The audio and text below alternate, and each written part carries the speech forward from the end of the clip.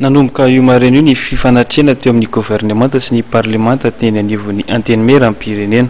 fifanatrena izay voafaritry ny lalam-panorenana ary nahafahan'ireo solombavambahoaka nanontany firosoan'ny asa ataon'ny fahefanam-panatanteraka.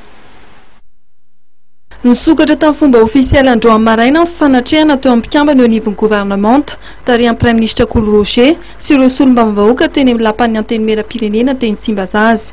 Nandritra ny fampijirana nataony dia nanamafy ny Prime Ministre lehiben'ny gouvernemanta fa maro ireo teboka izay tsy nizaraina amin'ireo solombavambahoaka ka nisan'izany ny lafiny ady amin'ny tsy fandriam-pahalemana, ny ady amin'ny fahantrana ary ny fahasalamam-bahoaka sy ny fampihavana pirenena. Insufficiency fandriam-pahalemana no mahavy ny fahantrana, fahantrana no mahavy insufficiency fandriam-pahalemana etc. Pozitivnareo mampampiasary. Manarak'izay dia ao koa ny côté social ny fahasalamana hoan'olo malagasy rehetra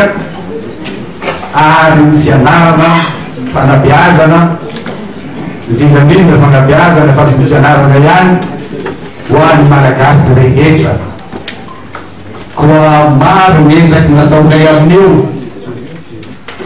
vandivandy avao natao hoe misy zao ka maro nafapita vandivandy manao hitso ary tsy misy raha tapahitana ho amin'ny raha momba ny fiainany vahoaka vandy zao.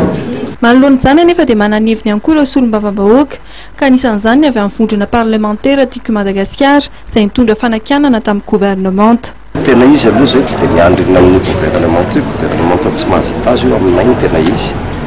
fa efa mbola eo moa izy dia andrasana indray hoe inona indray zany zavatra mety teneniny sy mety ny ampandrosoana amin'ny Madagasikara hatreto aloha mbola namafy zay mbola tsy hita hoe inona ny tena zavatra nety dia hita eo le ataon'le hoe fametraha-panontaniana sy valiten'ny gouvernemanta izy teny ataony lalam-panorenana mametraka an'izy io ka io tsy dia tena hoe hitondra inona